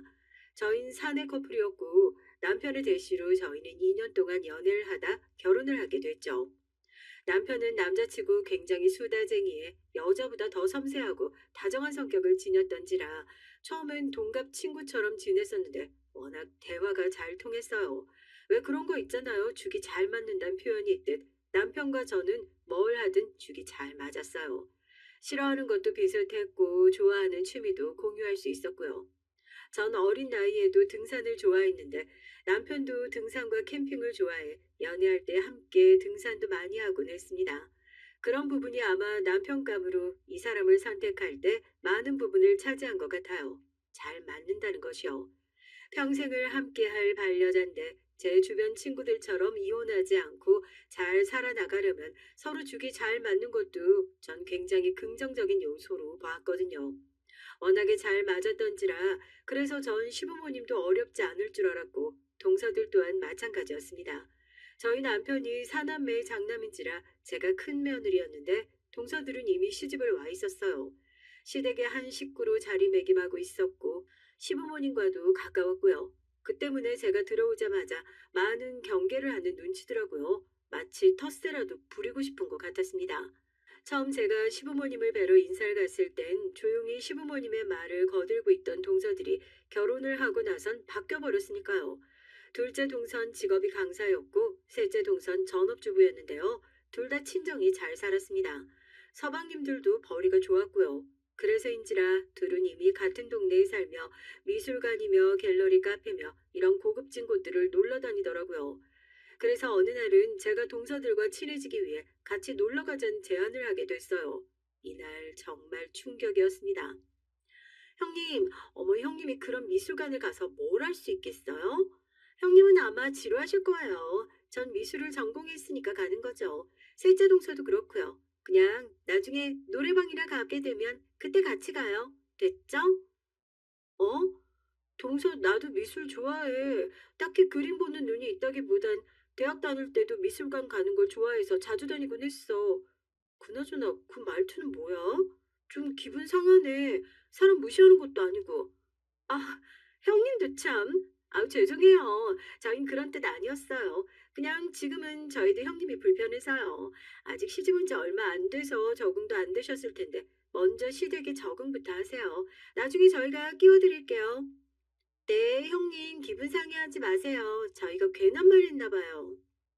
먼저 제안한 게 민망해질 정도로 두 동서들은 저를 단칼에 전했습니다. 특히 동선 저를 보고 그림에 대해 뭘 알겠냐며 비웃는데 너무 기분 안 좋더라고요. 그러나 처음엔 그저 이런 것들을 아직 친하지 않고 서로 모르는 사이니 경계하는 것뿐이라고 생각했죠. 제가 어떤 사람인지 알고 서로 친해지면 자연스레 선이 없어질 거라고 생각했어요. 그런데 동서들은 번번이 그 이후에도 제가 어딜 가자 뭘 하자고 하면 바로 쳐내버렸습니다. 형님은 가도 모를 거다. 이런 곳을 불편할 거다. 하는 식으로요. 조금 속상해서 남편에게 말하면 남편은 여자들끼리 일이니 어떻게 끼어들어야 할지 모르겠다고 난감해했고요. 그러던 어느 날은 시부모님이 공짜 스파 이용권이 생겼다며 저희 세 며느리들을 불렀어요. 이날은 시어머니의 생신이기도 해서 함께 좋은 식당에 가서 밥도 먹고 나오던 참이었죠. 그런데 시어머니가 오늘 생일도 챙겨주고 고맙다며 핸드백에서 이용권 3장을 꺼내주시더군요. 저와 두 동서들은 그것을 반갑게 받았습니다. 시어머니께서 미리 준비해 주신 건데 거절하는 것도 예의가 아닌 것 같아서 감사하다는 말씀도 곁들여 드렸고요. 다음 날 전 동서에게 전화를 걸었습니다. 동서 나야. 어머님께서 주신 거 그거 혹시 언제 쓸 거야? 아, 형님, 죄송한데 그거 저희들끼리 가기로 했어요. 저랑 셋째 동서랑요. 형님은 혼자 가시는 게 어때요? 아무래도 날짜 맞추기가 힘들 것 같아서요. 날짜? 동서들 언제 시간 되는데? 나 요즘 회사 한가해서 시간 맞출 수 있을 것 같은데. 아, 형님 원래 눈치가 없는 스타일이세요? 어? 저희는 저희끼리 가는 게 편해요. 거기 일반 스파 아니고 고급 스파거든요. 형님 챙기려고 하면 그것도 일이에요. 그리고 거긴 저희같이 명품백 들고 오는 여자들 천지인데 이상한 가방이나 들고 다니는 형님 오면 괜히 분위기만 싸하지 않겠어요? 저희도 무료 이용권이니 이참에 스트레스 풀고 즐기다 오고 싶은데 형님 때문에 기분 망치기도 싫고요. 무슨 말인지 이쯤 되면 아시겠죠? 전 너무 얼떨떨해서 전화가 끊겨질 때까지 아무 말도 못했습니다. 남편에게 3명의 남동생이 있고 다들 사이가 돈독하다고 들었을 때까진 화목한 시댁의 모습만 그리고 있었거든요. 그게 문제였을까요? 저의 패착이었을까요? 동서들은 정말이지 속된 말로 싸가지가 없는 사람들이었어요. 같은 미술 전공에 친정이 잘 산다는 이유로 자기들끼리 어울리며 저를 배제하는 인간들이라니 이를 곱씹고 생각만 해도 화가 났죠. 전 너무 속상하고 분해서 다시 동서들에게 전화를 걸었습니다. 다른 사람이었다면 무시하고 지나갈 수도 있었겠지만 제 성격상 참는 게 안 되더라고요. 근데 동서들은 아무도 제 전화를 받지 않더라고요. 그렇게 그 일은 제 상처로 남아 넘어가고 말았습니다. 그리고 다다음 날 명절이 됐을 때 저도 폭발을 하게 됐는데요. 바로 동서들이 이젠 시부모님 앞에서 대놓고 절 면박주기 시작했기 때문이에요. 이땐 남편 역시 가만히 있지 못하고 나서게 됐습니다. 명절날이면 다들 아시겠지만 며느리들이 아침부터 와서 분주하게 일을 하기 마련이잖아요. 전 제가 외동이라 예전에 할머니 집을 오가면서 엄마와 직접 요리도 하고 전도 부치고 많은 것들을 했어요. 제사 준비도 도맡았고요. 어린 나이에도 그랬었기에 일하는 게 힘들지 않았습니다. 그날도 시어머니의 부름에 아침부터 돼지갈비 굽고 있었죠. 두 동서들도 있었고요. 근데 동서들이 시어머니가 볼 땐 일을 하다가도 잠깐 시어머니가 사라지면 바로 젓가락을 놓고 자기들끼리 수다를 떨더라고요. 처음엔 그러려니 하고 참았는데 근데 시어머니가 깜빡한 게 있다며 장을 보러 가겠다고 하자 그때부턴 놀자판이 돼버렸어요. 할 게 천진데 두 명이나 손을 놓고 있으니 난감했습니다. 다행히 남편 집은 남자들도 함께 일을 돕는 추세라 남편과 서방님들이 분위기를 눈치채고 부엌으로 기어 들어왔죠. 일은 시어머니가 돌아오셨을 때 터졌습니다. 시어머니가 도착하셔서 부엌을 점검하다 왜 이렇게 요리 속도가 더디냐고 한 말씀 하신 거예요. 아니 얘들아 밥때가 다 됐는데 아야 아직 국도 못 끓여놓고 있으면 어째? 아 여기 대파는 왜 그대로고? 아니 큰애야 너 일 안 한 거니? 네? 아 저는 했는데요. 어머 형님 말씀 이상하게 하시네. 어머님 저희도 거들었어요. 열심히 했다고요. 여기 기름방울 튀긴 것 좀 보세요. 말씀 안 드리려고 했는데 아까 보니까 형님이 몸이 아프시다고 하더라고요. 손으로 움직이는 게 불편하신가 봐요. 그래서 저희가 형님 목까지 하느라 좀 속도가 더뎠나 봐요. 지금부턴 저희가 형님 목까지 빠르게 할게요.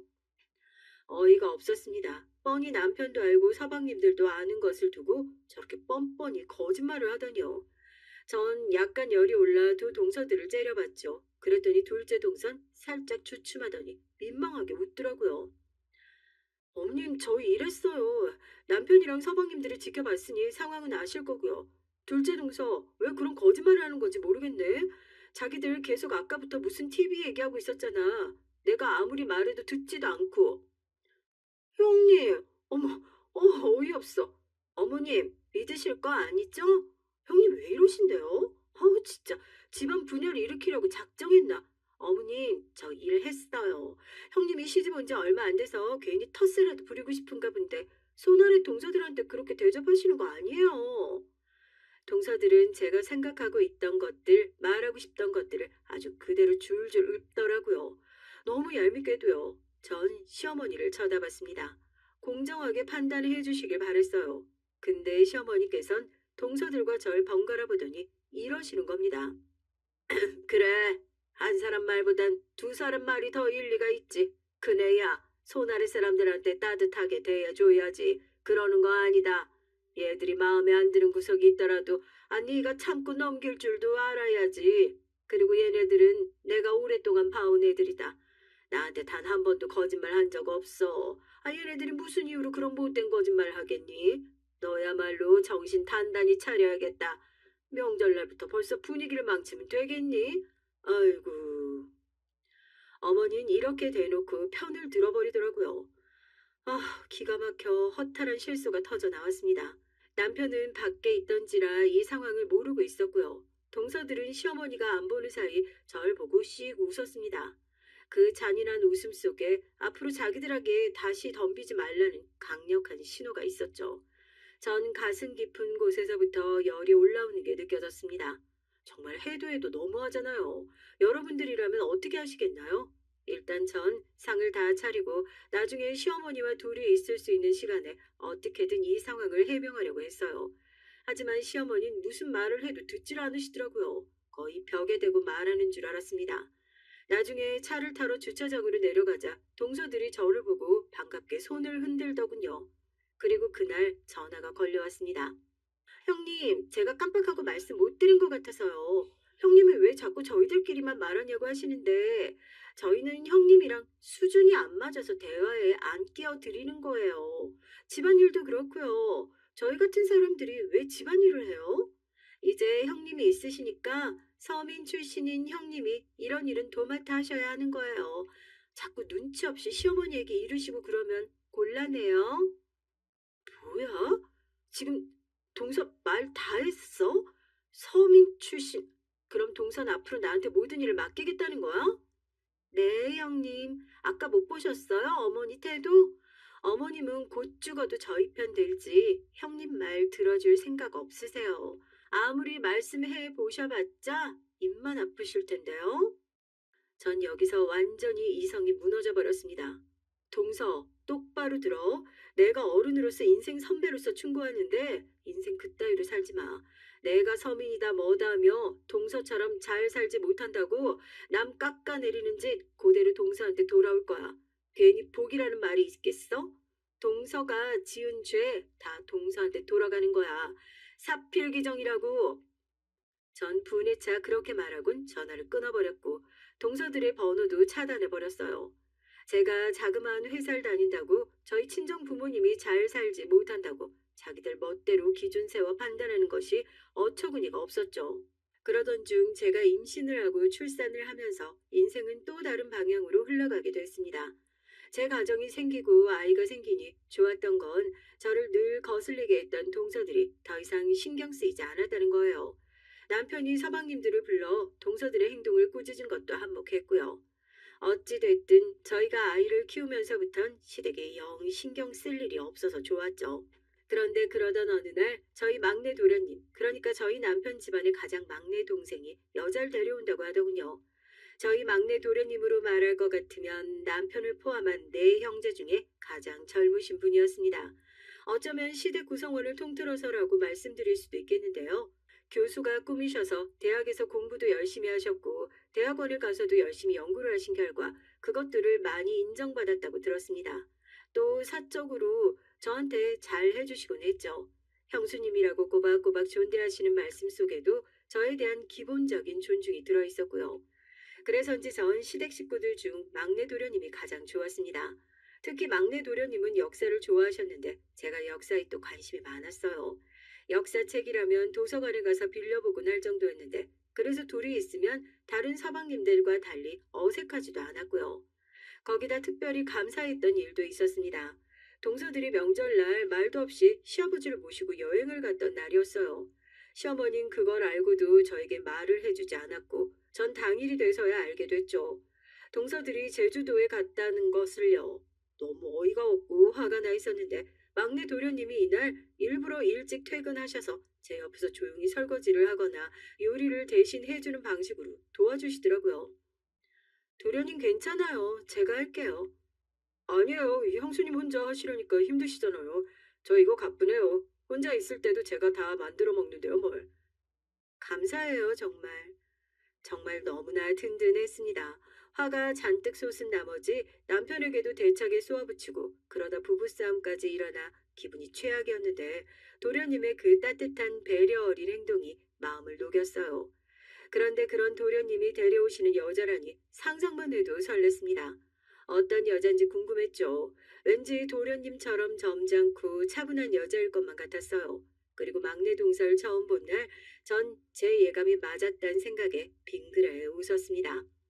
막내 동서는 학교 선생님이었고 역사를 가르치고 있었어요. 학교 선생님답게 차분하고 온화해 보이는 인상에 단정한 옷차림까지 제가 생각한 이미지 그대로였죠. 막내 도련님은 이미 동서를 좋아하는 티를 아주 잔뜩 내고 있었고요. 하지만 시부모님은 마음에 들어 하지 않았습니다.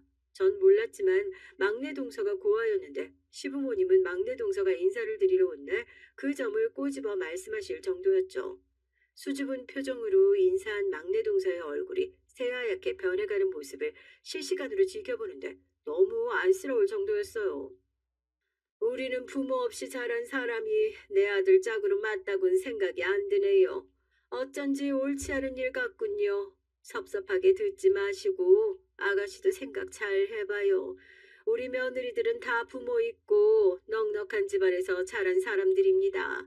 아가씨도 이 집 들어오면 힘들 거고. 아휴, 내가 뭔 말을 하는 거야. 아무튼 나는 반대예요. 네, 어머님. 심정도 충분히 이해합니다. 막내 동선 성격도 순한 건지 거기다 뭐라 대꾸도 하지 못하고 내내 하며 듣고만 있더라고요.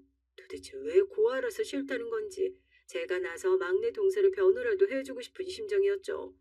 울컥했는지 눈시울이 어느새 벌개져 있는 막내 동선 급기야 죄송하다는 말까지 내뱉었습니다. 그런데 그때였어요. 떨리는 음성으로 죄송하다고 말하는 막내 동서 옆에 있던 도련님이 벌컥 화를 내신 겁니다. 전 지금껏 도련님을 지켜봤지만 그렇게까지 화를 내시는 모습을 처음 봤어요. 도련님은 화는커녕 언성 한번 높이는 분이 아니었으니까요. 시부모님도 이에 당황한 눈치였습니다. 어머니 아버지, 저 지금까지 한 번도 어머니 아버지께 대든 적 없었어요. 말대꾸 한 번 한 적이 없었죠. 하지만 결혼만큼은 제가 원하는 상대와 해도 된다고 말씀하지 않으셨나요? 전 이 사람과 결혼하고 싶어요. 이 사람 허락해주지 않으신다고 해도 저 이 사람과 결혼할 겁니다. 제가 이 사람에게 그렇게 약속했어요. 평생 행복하게 해주겠다고. 눈물 흘릴 일 없게 해주겠다고요. 이 사람 학교 선생님이란 번듯한 직업도 있고 누구보다 성실하게 또 당당하게 살아온 사람이에요. 그러니 이 사람 태어난 조건만 보고 말씀하지 마세요. 예, 너, 아니 뭐, 그렇다고 어떻게 이놈의 자식이 부모 앞에서 할 말이 있고 못할 말이 있지. 뭐, 우리 허락이 없어도 결혼을 해? 네가 자식놈이냐? 시어머니는 당황하셨고 시아버진 막내 도련님이 자기 의견을 말하는 모습에 이건 아니다 싶었는지 화를 냈어요. 전 조용히 속으로 막내 도련님을 응원하고 있었죠. 그래, 잘하고 있어요 라고 말해주고 있었답니다. 결국 결혼은 성사됐어요. 막내 도련님의 고집이 시부모님을 이긴 것이었죠. 전 이때 처음으로 막내 도련님의 새로운 면모를 발견하게 됐고요. 하지만 그렇게 저희 집에 들어온 막내 동선 굉장히 고생을 했습니다. 이미 싸가지라고 넘는 두 동서들에 이어 눈엣 가시로 보는 시어머니와 시아버지까지 얼마나 힘들었겠어요. 막내 동서가 가장 어린 사람이라는 이유로 동서들은 아예 대놓고 막내 동서를 부려먹으려 하더라고요. 명절날 일을 다 떠맡기는 건 물론이고 막내 동서가 묻는 말엔 대답조차 하지 않고 무시해버렸고요. 그러던 어느 날부턴 점점 선을 넘어버렸어요. 어느 날 막내 동서가 저에게 울면서 전화가 걸려왔더라고요. 집 앞인데 잠깐 만나뵐 수 있겠냐고요. 갑작스레 걸려온 전화라 저도 놀랐지만 걱정되는 마음에 다급히 내려갔습니다. 막내 동선 놀이터 벤치에 앉아 눈물을 뚝뚝 흘리고 있었죠. 형님, 저 시집살이가 너무 힘들어요. 왜? 무슨 일인데 그래, 동서? 세상에. 저도 어디서부터 어떻게 설명을 해야 될지 모르겠어요. 막내 동선 말을 하고도 한참 있지 못했습니다. 그러다 이어 들려준 얘긴 너무 충격적이었어요. 오늘 둘째 형님이 전화가 와선 자기 이삿날이라고 도와달라고 하시더라고요. 그래서 전 학교 끝마치자마자 달려가서 이삿짐이고 뭐고 다 날라줬죠. 거의 5시간을 하루 종일 일만 했던 것 같아요. 근데 잠시 후 셋째 형님이 오시더라고요. 일이 다 끝나갈 시간에 오셨는데 저한테 고생했으니 짜장면이라도 함께 먹으러 가자고 하더라고요. 그렇게 같이 중국집에 갔는데 둘째 형님이 저한테 물 떠와라 커피 사라 계속 시키더라고요. 셋째 형님도 그렇고요. 제가 나중에 표정이 안 좋아졌나 봐요. 갑자기 저한테 지금 표정 왜 구기냐면서 저를 위협하는데 너무 무서웠어요. 고아 주제에 감히 자기들한테 대드는 거냐고요. 뭐? 여기서 끝이 아니었습니다. 동서가 뒤에 들려준 얘긴 앞전보다 더 심했어요. 그리고 사실 형님께는 말씀 못 드렸는데 제가 둘째 형님, 셋째 형님 아이들 케어를 다 해주고 있어요. 둘째 형님은 일이 많아서 힘들다고 하셔서 저한테 부탁하셨고 셋째 형님은 친정집에 일이 있어서 거길 가셔야 한대요. 그래서 제가 애들 케어를 해주고 있는데 언제 한 번은 감기 몸살이 심해서 못 간다고 했더니 난리를 치시는 거예요. 저한테 욕설까지 하는데 사실 너무 힘들었어요. 시어머니께 저번에 살짝 말씀드렸더니 그거 해주는 게 뭐 어렵다고 오히려 절 꾸짖으시더라고요. 형님, 저 정말 너무 힘들어서 이대로 죽고 싶어요. 전 동서의 얘기를 들으며 너무 마음이 아팠네요. 우리 동서 지금까지 제대로 말은 못하고 털어놓을 곳 없어 끙끙거리느라 얼마나 힘이 들었을까요?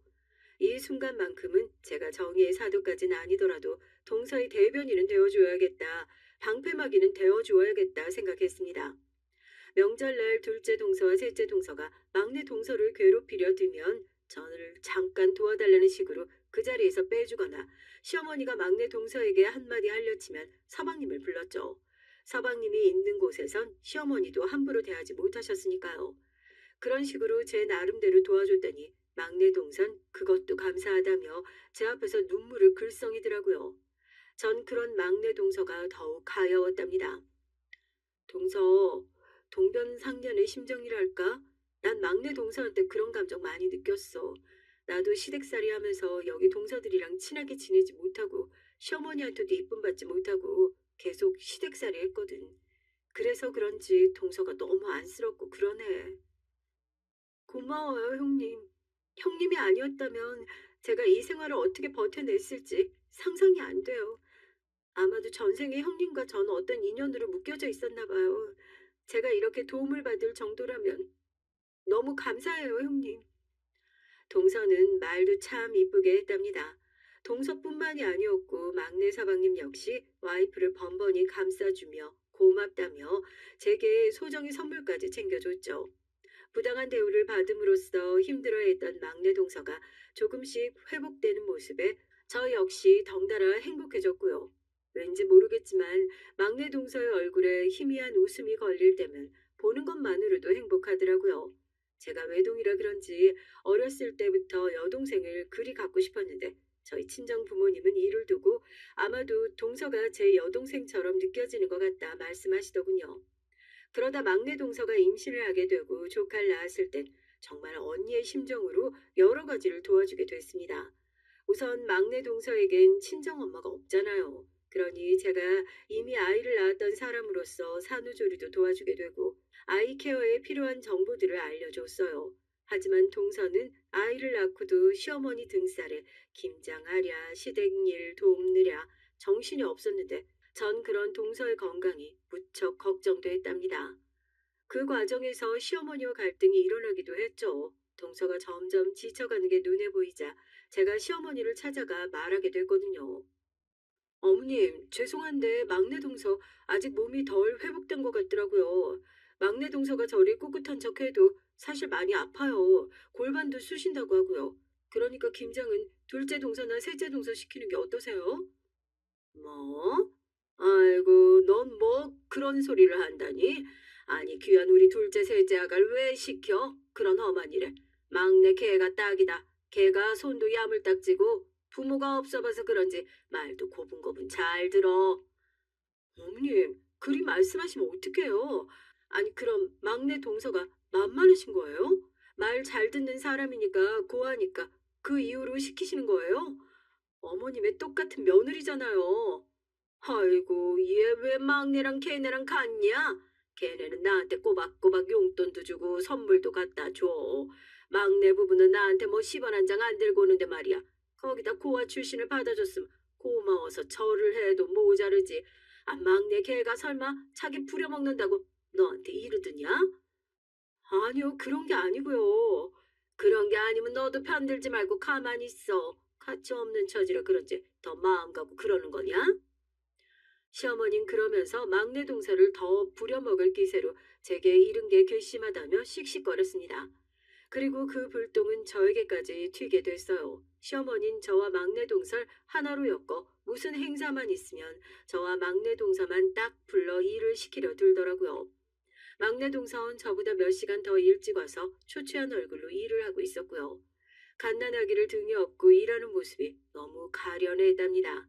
그땐 저도 견디지 못하고 남편에게 중재를 하라고 말하게 됐고 남편이 시어머니에게 말했지만 시어머니는 나이가 들면서 사람이 어째 점점 더 괴팍해지는 느낌이었어요.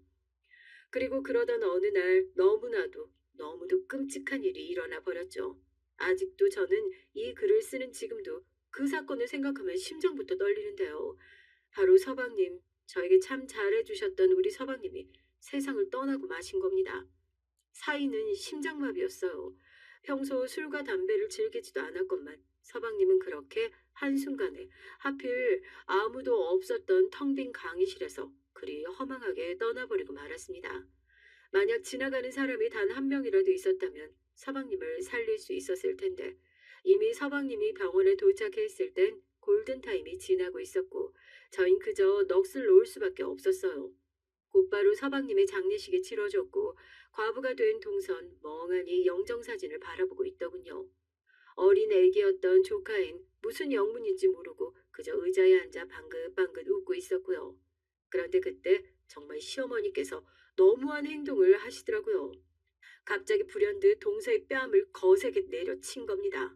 막내 동서가 초점 잃은 눈으로 시어머니를 보자 시어머니는 그때부터 온갖 말도 안 되는 역성을 내기 시작했어요. 야 이년아 너 때문이야. 네가 내 아들 잡아먹은 거야. 옛날부터 암탉이 울면 집안이 망한다고 했어. 걔가 너를 만나 명이 일이 짧게 끝나버린 거라고. 너만 아니었으면 너만 아니었으면 내 아들 돌려내 이년아. 내 아들 돌려내. 어머님 이러지 마세요. 이게 왜 막내 동서 잘못이에요. 그만 좀 하세요. 그래 엄마 그만해요. 저와 남편이 말리고 들었고 장례식장은 순식간에 쑥대밭이 됐습니다. 시어머님 막내 동서의 머리카락을 한 움큼 뽑고도 분하다는 듯 계속 씩씩거렸어요. 이미 서방님을 떠나보내며 막막하고 허망했을 동서가 장례식장에서 그런 일까지 겪다니 보는 내내 제가 다 분하더군요. 동서에게 친정이라도 있었다면 시어머니께서 감히 그런 행동은 하실 수 없었을 텐데 말이죠. 그 후 막내 동선 어디론가 잠적하듯 원래 살던 동네를 떠나버렸고 저와도 연락이 끊어져 버렸습니다. 친동생, 친언니처럼 미주알고주알 매일 연락을 주고받던 사이였는 동서였는데 그렇게 하루아침에 어디론가 훌쩍 떠나 마치 없었던 사람처럼 돼버린 것이 한편으론 속상하고 서글프더라고요. 여보, 우리 동서 잘 있겠지? 잘 살고 있어야 할 텐데. 제가 남편을 향해 가끔 이렇게 물으면 남편도 어려운 표정으로 고개를 끄덕이곤 했어요. 이 와중에 시어머니는 막내 동서가 사라진 것에 대해서도 괘씸하다며 그년 때문에 서방님이 죽었다고 생각하셨습니다. 어느 날은 그 정도가 지나쳐 무당집에 찾아가 막내 동서를 저주하는 구판까지 벌이셨다고 들었어요. 그 소식을 들었을 땐 시어머니가 이미 제정신이 아니게 됐구나란 생각이 들면서 무섭고 두렵기도 했습니다.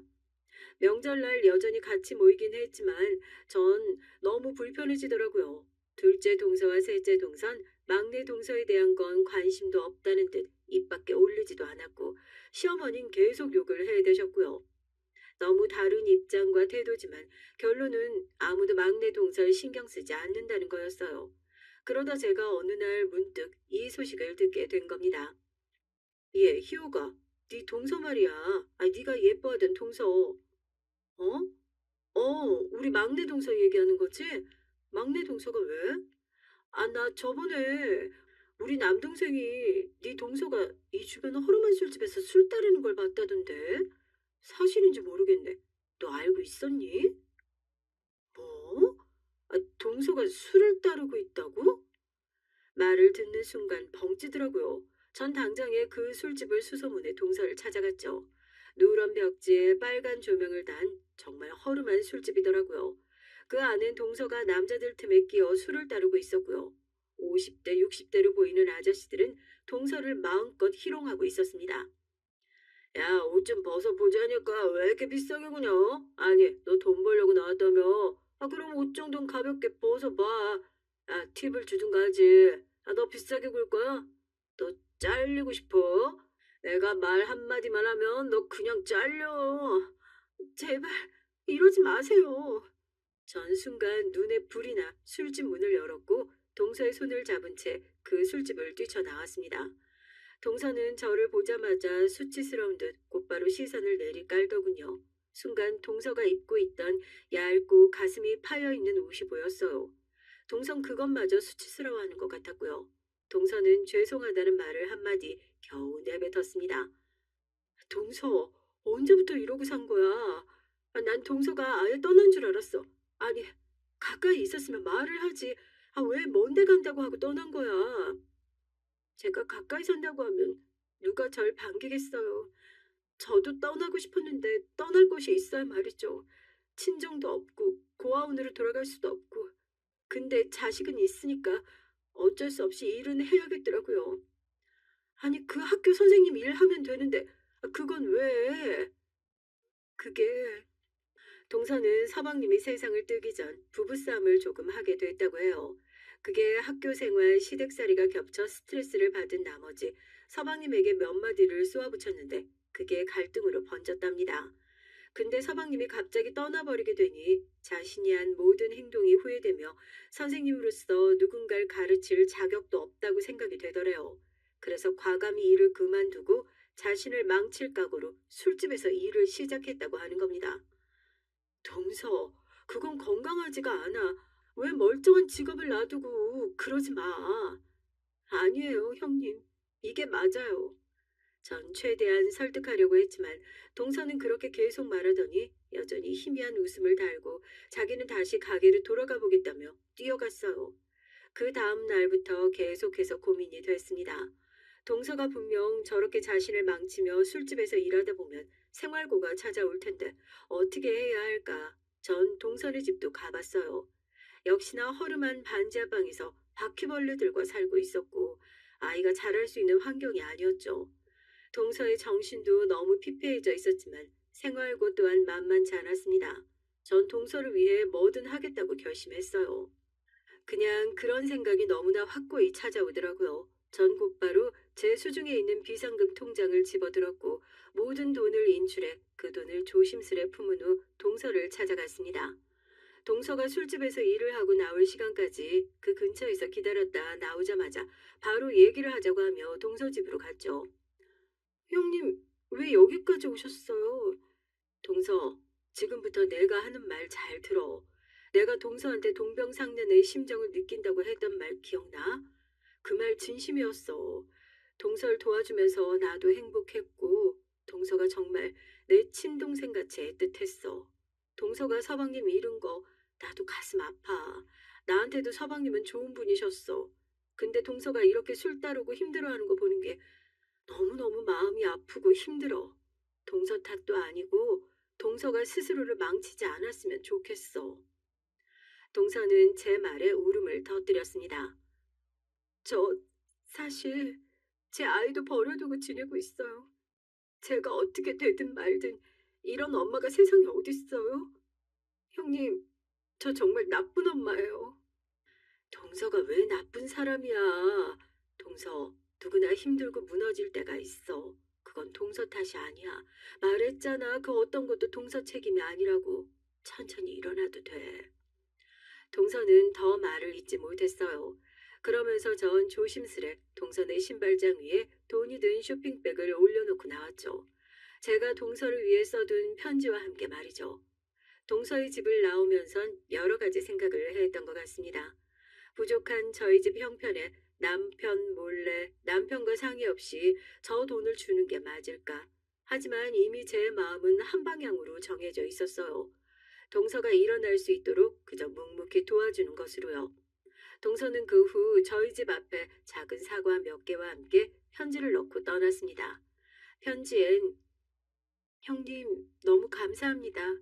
제 인생에서 형님을 만난 건 너무나 기특하고 이쁜 우연이자 인연이었어요.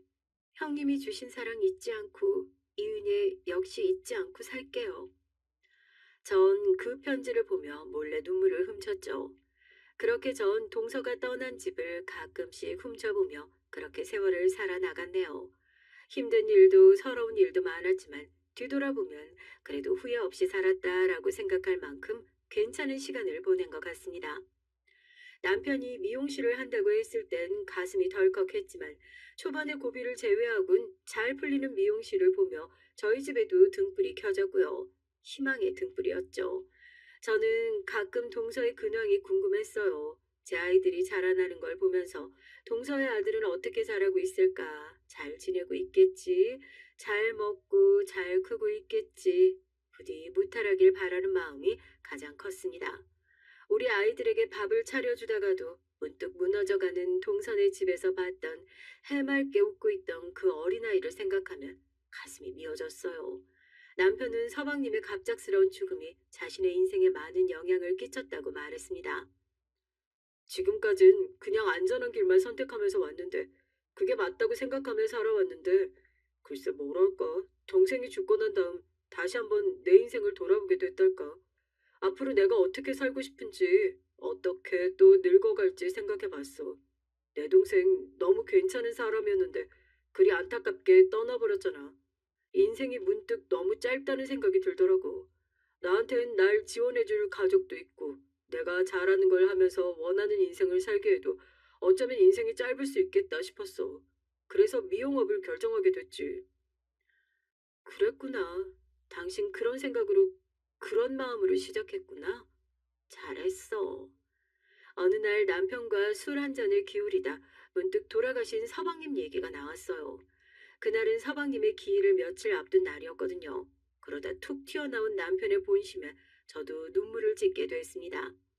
아이들이 출가하고 나선 조금 헛헛한 마음도 있었는데 갑자기 이른 나이에 떠나신 서방님 생각을 하니 복합적인 마음에 눈물이 막 나더라고요. 동서의 마음은 그때 얼마나 힘들었을까 하고요. 그런데 우연히 최근에 동서를 만날 일이 생긴 겁니다. 중년의 나이에 동서를 만날 줄은 상상도 하지 못했어요. 정확히 말하면 동서의 아들이었는데요. 저한텐 동서의 아들이 동서나 다름없었습니다. 동서를 빼닮은 외모를 지닌 훤칠한 청년이 저희 미용실 안으로 들어오더군요. 멀끔한 정장을 입은 앳된 청년이었죠. 처음엔 남편이 머리를 하러 온 청년인 줄로만 알고 가방을 받아들었는데 그 청년은 잠시 얘기를 하자며 자신이 동서의 아들이라고 소개했습니다. 뭐, 뭐라고요? 지금 뭐라고 했어요? 전 제가 잘못 들은 줄 알았어요. 말도 안 되는 일이었으니까요. 동서의 아들은 제 말에 환히 웃더니 자신을 소개했어요. 네, 큰엄마 잘 지내셨어요? 저희 어머니가 늘 큰엄마에 대한 말씀을 하곤 하셔서 전 익숙한데 큰엄만 제가 낯서시겠어요. 그나저나 먼저 제 절부터 받으세요. 어? 아유, 절이라니. 마침 마감 시간이라 텅 비어 있는 미용실에서 동서의 아들이 제게 절을 했습니다. 무릎을 꿇고 정중하게 절을 하는 그 모습에 저와 남편 모두 당황스러움을 감추지 못했죠. 하지만 조카의 표정은 너무나 경건하게 그지없었어요. 외려 그 모습에 저희 둘 다 말을 잇지 못했죠. 그리고 이어 들려온 말에 그저 눈물을 흘릴 수밖에 없었습니다. 근데 어머니는? 동서는 같이 안 온 거야? 어머니는 그때 동서 아들의 표정이 딱딱하게 굳었어요. 저희 어머닌 작년 겨울에 돌아가셨습니다. 새해가 시작된 지 얼마 안 됐으니 긴 시간이 흐르지는 않았네요.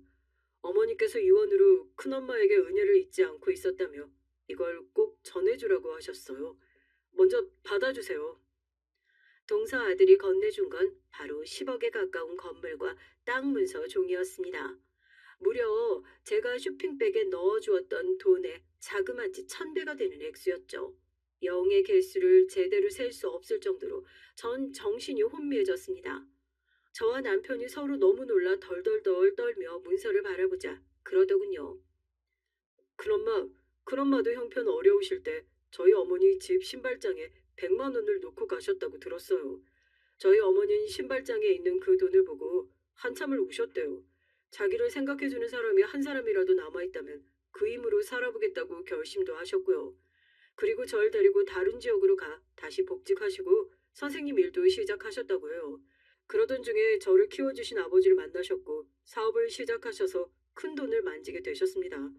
어머니께서는 암으로 돌아가셨지만 큰 돈을 만지며 사랑관계에 환멸도 많이 느끼셨다고 해요.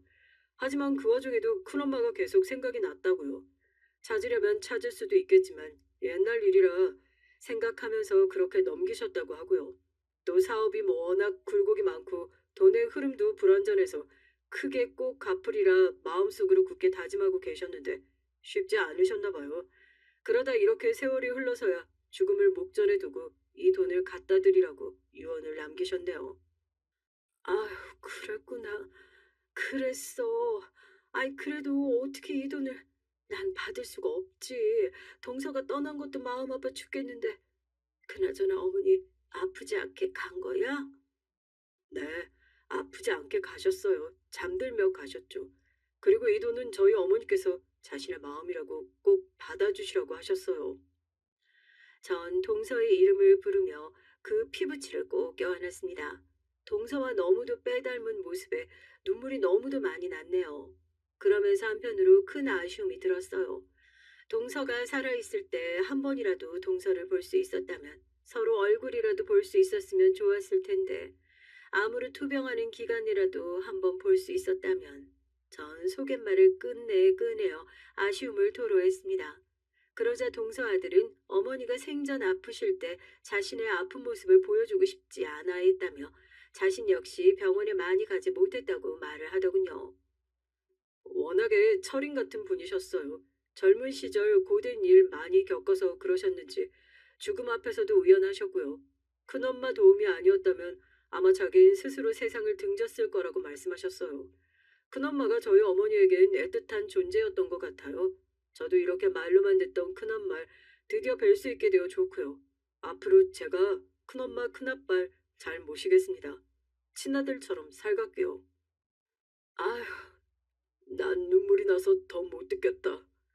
남편은 저 말을 하고는 뒤를 돌아 눈물을 닦더라고요.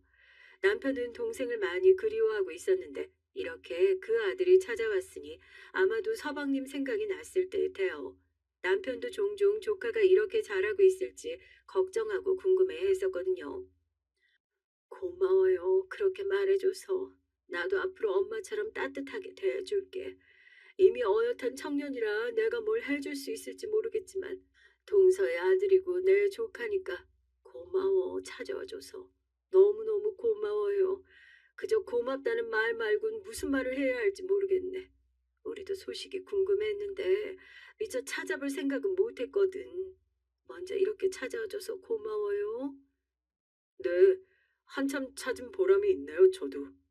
절을 하고 큰 돈을 내밀면서 저희까지 살피겠다는 그 따뜻한 말에 저 역시 또다시 감동을 받았습니다. 동서가 아프지 않게 갔다는 말을 듣고는 안심도 했고요. 한편 저희 부부는 돈을 놓고 고민을 했어요. 이 돈을 한사코 줘야겠다는 조카 때문에 받긴 했지만 땅이며 건물들이며 과연 저희가 받는 게 맞을지 말이에요. 그런데 조카 녀석이 어떻게든 물리려 하지 않았고 그 고집도 만만치 않아 보여서 일단은 받아두기로 했습니다. 다만 이것을 좋은 것에 써야겠다는 생각에 제가 사회를 위해 할 수 있는 일이 무엇인지 찾아보고 있습니다. 살아생전 동선 기부도 많이 하고 자선단체도 만들어 운영했다고 하더라고요. 조카가 이를 뒤이어 계속 진행하고 있었고요. 그래서 저와 남편 역시 나중에라도 그쪽으로 한번 뛰어들어 볼까 합니다. 동서처럼 어려운 처지에 놓여서도 말 한마디 제대로 할 수 없는 사람들, 그런 사람들에게 정말 필요한 도움을 줄 수 있는 사람이 되고 싶어서요. 그것이 동서의 뜻을 받들 수 있는 유일한 길이 아닐까 싶어서 말입니다. 그렇게 글을 쓰고 보니 동서가 무척 그리워지는데요. 동서와 제가 함께 엮은 소중한 인연, 이 인연이 저희 자식들까지 내려가 좋은 우정을 나누게 됐으면 해요. 또 하늘에서 이 모든 것을 지켜보고 있을 우리 막내 동서에게 조카 아이를 제 친자식처럼 보살필 테니 걱정하지 말라고, 안심하라고 말도 해주고 싶네요. 동서, 너무 고마워. 지금까지 수고 많았고 애 많이 썼어. 하늘에선 동서 마음 평안하게 그저 행복하게 살았으면 좋겠어. 날 잊지 않아줘서 고맙고 사랑해 동서. 지금까지 제 사연 들어주셔서 감사하고 앞으로 여러분들의 나날에도 자그마한 행복들이 깃들길 바라고 있겠습니다. 아직 추운 날씨니 건강 조심하시고요. 그럼 여기서 전 사연 마치겠습니다.